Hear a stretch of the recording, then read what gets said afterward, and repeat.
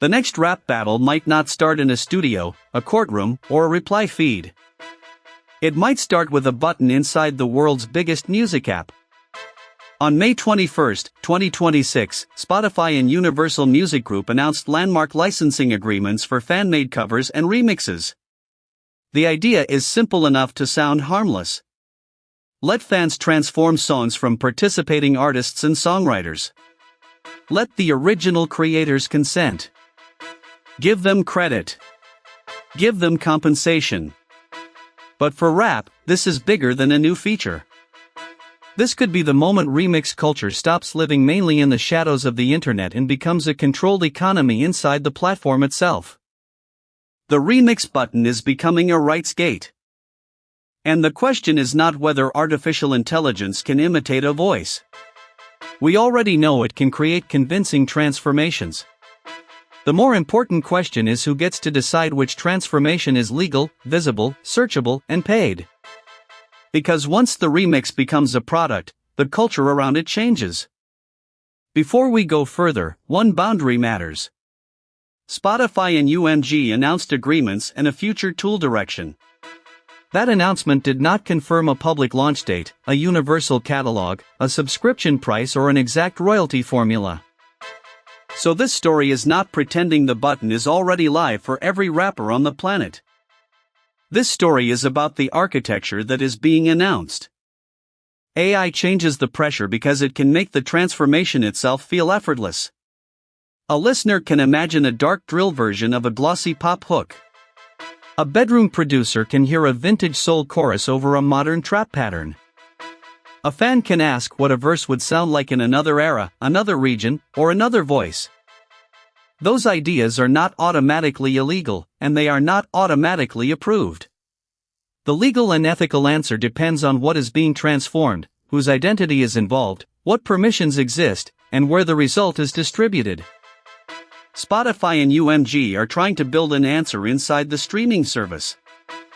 Their announcement points toward fan-made covers and remixes from participating artists and songwriters, with consent, attribution, and compensation built into the framework.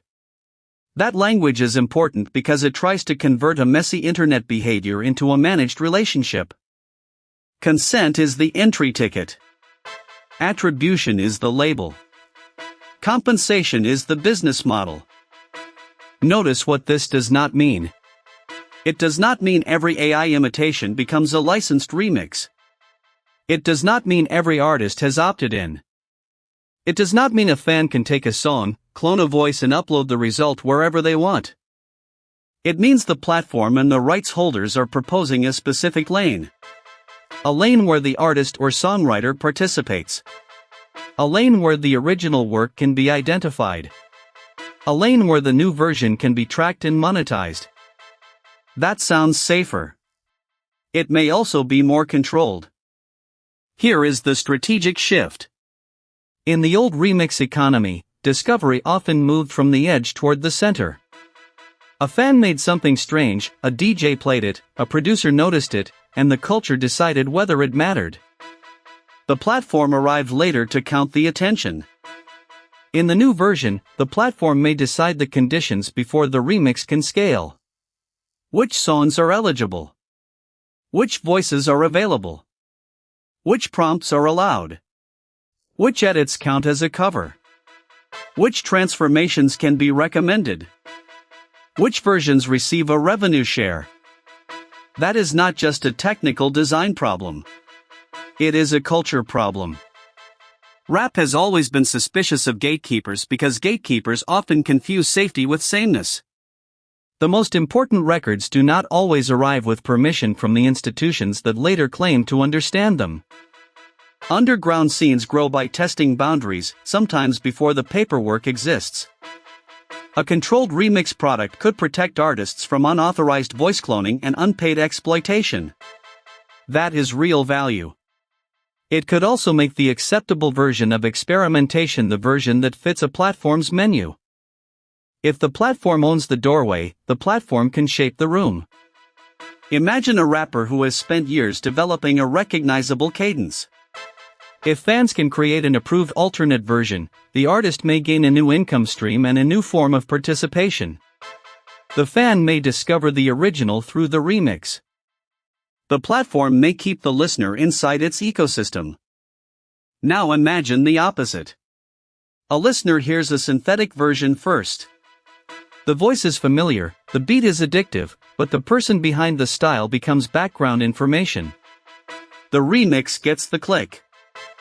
The original artist gets a tiny credit line, or maybe attention that never converts into a real relationship. That outcome is not guaranteed.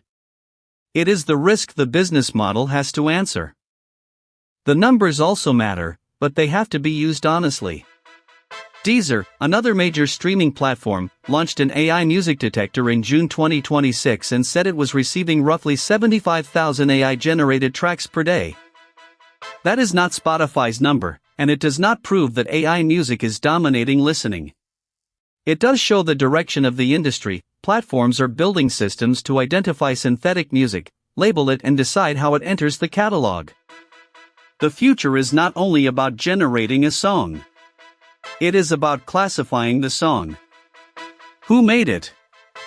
Who approved it? Who gets paid? Who gets recommended? Those 4 questions may become more important than the prompt that created the track. For fans, the promise is obvious. A good remix can make a song feel alive again. It can open a door into a catalog. It can turn a passive listener into a participant. It can let people explore the musical what-if questions that rap has always loved. For artists, the promise is more complicated. An authorized tool could create a new format for release campaigns, deluxe editions, fan challenges and scene-built versions. It could let artists set boundaries instead of chasing unauthorized copies across the internet. But the artist will need more than a credit line. They will need meaningful control.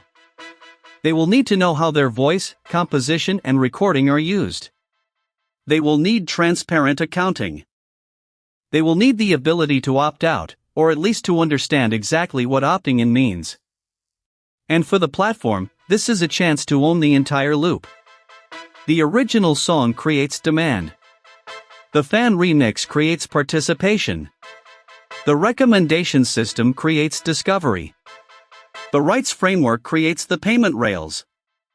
The platform sits in the middle of every step. That is why this is not just an AI story. It is a power story. The first platform to make licensed remixing feel natural could become the place where music is not only heard, but continuously rewritten. That is a huge competitive advantage. It is also a huge editorial responsibility. Because a platform can say it supports creativity while quietly deciding which kinds of creativity are worth distributing. Here is the question I want you to answer. If the original artist opts in, receives clear credit and shares in the revenue, would you trust an AI remix as a legitimate part of rap culture? Or does the machine still change the meaning of the song, even when the paperwork is clean? Write your answer in the comments. Do not just say AI is good or bad. Tell us where you draw the line between collaboration, transformation, and replacement. Subscribe to Behind the Bars and join the community that looks past the headline and follows the power behind the music. Because that line is about to become a product setting. The Spotify and UMG announcement gives us a preview of a future where remixing is not an underground workaround. It is a licensed feature with rules, metadata, and a business model. That could protect artists from the worst forms of unauthorized imitation. It could also make the platform the new gatekeeper of musical participation. Rap will probably use the system in ways its designers did not expect. Fans will bend the format. Producers will find loopholes. Artists will demand better terms. Some communities will embrace the official lane, while others will keep building outside it. That tension is not a flaw in rap. It is one of rap's engines. The real test is whether the remix economy gives more power to the people who make the culture, or simply gives the platform more ways to measure and monetize the people who already do. The future of rap may not be one song, one artist, and one final version. It may be a stack of versions, each carrying a different answer to the same question: Who owns the right to change the music? If you want more stories about the business, power and hidden rules shaping rap, stay with Behind the Bars. We will keep asking who benefits, who gets credited, and who gets left outside the frame. Because when the remix button arrives, the most important thing on the screen may not be the effect. It may be the name next to the rights.